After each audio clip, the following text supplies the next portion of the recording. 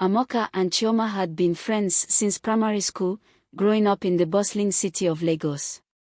As children, they shared secrets and dreams, promising to remain best friends forever. But as they got older, Amoka's envy of Chioma began to grow. Chioma had a joyful spirit and an easy charm that seemed to open every door for her. When Chioma met and married Connor, a successful architect, Amoka's jealousy turned bitter. Connor was devoted, frequently showering Chioma with love and small surprises. Amoka watched silently, masking her envy with forced smiles and empty praises. One evening, while they were out celebrating Chioma's birthday at a cozy restaurant, Amoka began to set her plan into motion. She leaned in conspiratorially and whispered, "Chioma, has Connor been spending more time away lately?" Chioma blinked, surprised by the question. "Not really, Amoka. He's been busy with work, but he's always around when I need him." Amoka nodded, looking down at her drink. I only ask because I saw him with someone last week. They seemed close." She paused, looking up as if regretting she'd said anything. Chioma's brow furrowed. "Connor? With someone? Are you sure?" Amoka sighed, feigning hesitation. "I shouldn't have said anything. I'm probably reading too much into it. Forget I mentioned it, Chioma." But Chioma couldn't forget. That night, as she lay in bed beside Connor, her mind whirled with doubt. She watched him sleep peacefully, wondering if Amoka's insinuation could possibly be true. The following weeks were tense. Chioma's trust in Connor wavered, and Amoka continued to fan the flames of doubt, always dropping hints when they spoke. "Men like Connor, they have options, Chioma. I just think you should keep an eye out," she'd say with a sad smile. Eventually, Chioma couldn't hold back her suspicions.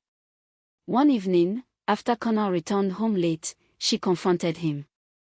"Connor, are you seeing someone else?" she asked, her voice trembling. Connor's face fell in shock. "Chioma, how could you even think that?" "Of course not."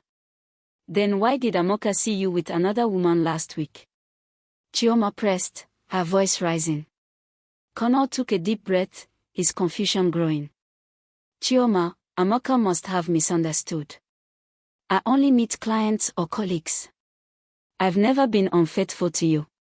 But Chioma's faith was shaken.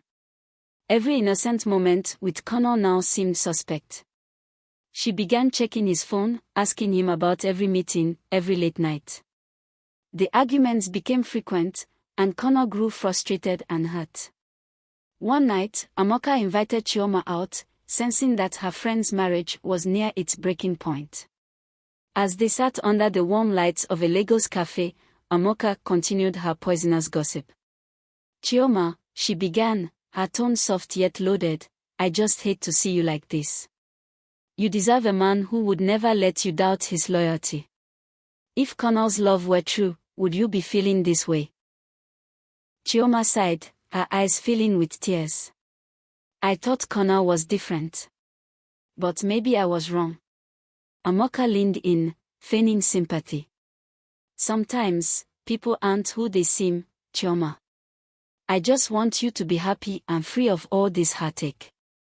Fueled by doubt and frustration, Chioma's marriage to Connor deteriorated. She became distant, resentful, and, ultimately, they separated. Connor, hurt and bewildered, moved out, leaving a once happy home in ruins.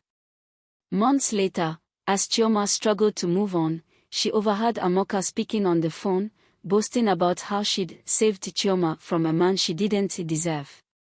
Realizing the full extent of Amoka's deception, Chioma's heart filled with anger and sorrow. Confronting her so-called friend, Chioma demanded, "Amoka, why did you lie to me about Connor?" Amoka shrugged, a sly smile on her face.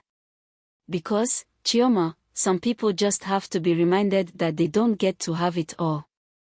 Heartbroken but determined, Chioma resolved to rebuild her life on her own terms, free from the toxic shadows of envy and betrayal.